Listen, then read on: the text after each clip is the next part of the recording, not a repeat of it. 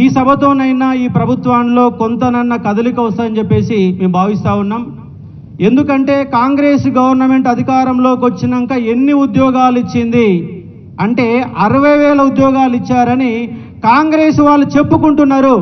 కానీ 60,000 ఉద్యోగాలలో వాళ్ళు ఇచ్చిన ఉద్యోగాలు కేవలం 5,089 ఉద్యోగాలు మాత్రమే వాళ్ళ ఉద్యోగాలు. మిగిలిన ఏ ఒక్క ఉద్యోగం కూడా కాంగ్రెస్ పార్టీది కాదు.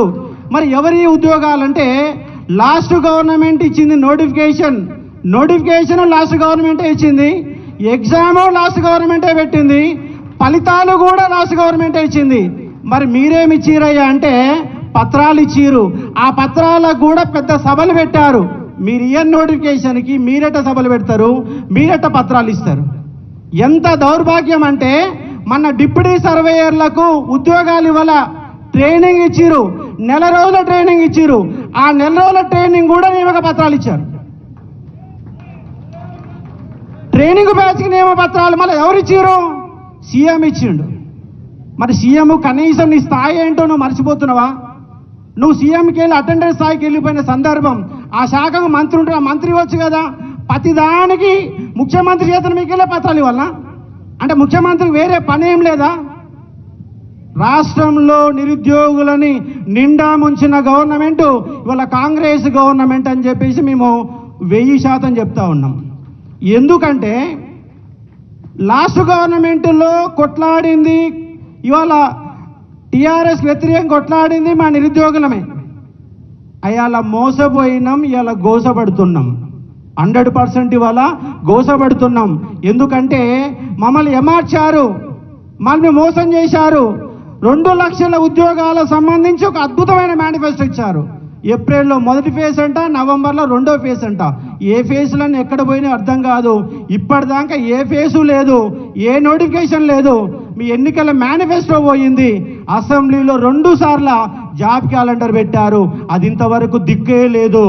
ఇవాళ ఏ ఒక్క ఉద్యోగం లేదు. ఇవాళ 2 లక్షల ఉద్యోగాలలో అసలు ఏ ఉద్యోగాలను లెక్కలు లేకుండానే వాళ్ళు మేనిఫెస్టో తయారు చేశారు.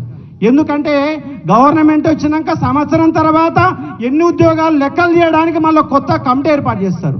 ఇంత దౌర్భాగ్యం ఏం తెలియకుండానే వాళ్ళ పరిపాలన జరుగుతుంది.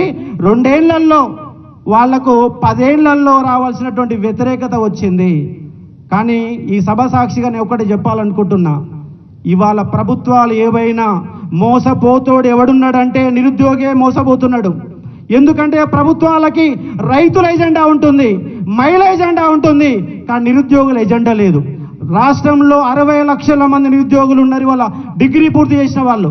తెలంగాణ పబ్లిక్ సర్వీస్ కమిషన్ కానీ 30 లక్షల మంది పేర్లు నమోదు చేసుకుంటే మరో 30 లక్షల మంది రోడ్ల మీద 10,000కు 15,000కు సెక్యూరిటీ గార్డులుగా పనిచేస్తూ, జొమాటోలో పనిచేస్తూ, స్విగ్గీలలో పనిచేస్తూ ప్రతిరోజు మానసిక సంఘర్షణ పడుతున్నది ప్రతి ఒక్క నిరుద్యోగం. అందుకే నేను ప్రభుత్వాలకు ఒక్కటే చెప్తా ఉన్నా, ఎందుకంటే అలా టీఆర్ఎస్ గవర్నమెంట్లో కూడా బలంగా కొట్లాడినా అయ్యాల కేసులు అయినాయి. ఇవాళ కాంగ్రెస్ తరఫున కొట్లాడుతున్నా, ఇవాళ కేసులు అవుతున్నాయి. నేను ప్రతిపక్ష పాత్రంలోనే బలంగా కొట్లాడుతున్నా. నేను అధ్యయనం చేసినట్టు చెప్తాను. ఎందుకంటే నమస్తే తెలంగాణలో కూడా ఎడ్యుకేషన్ డెస్క్ ఇన్ఛార్జ్గానే పనిచేశాను. నమస్తే తెలంగాణ పేపర్లో పనిచేశాను, జర్నలిస్ట్గా 10 ఏళ్ళు పనిచేశాను, ఎడ్యుకేషన్లో పనిచేశాను.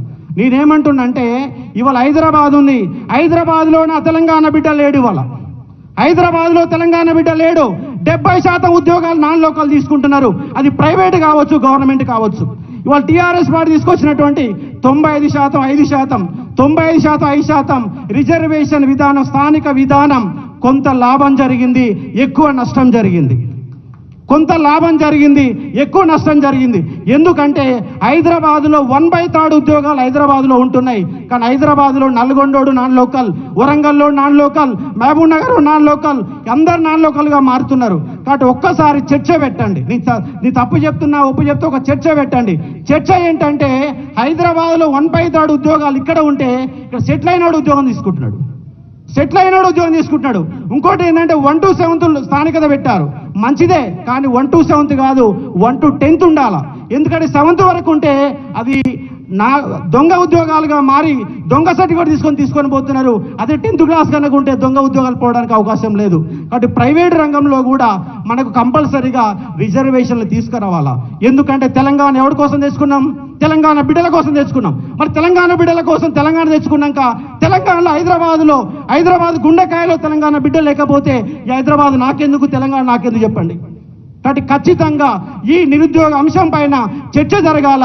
2029 ఎన్నికల్లో కంపల్సరీగా నిరుద్యోగ సమస్యను ఎజెండాగా ఉండాలా. మాకేమి ఇస్తారు, మీరేం చేస్తారు ఖచ్చితంగా ఉండాలా. నిరుద్యోగులు కూడా ఆలోచన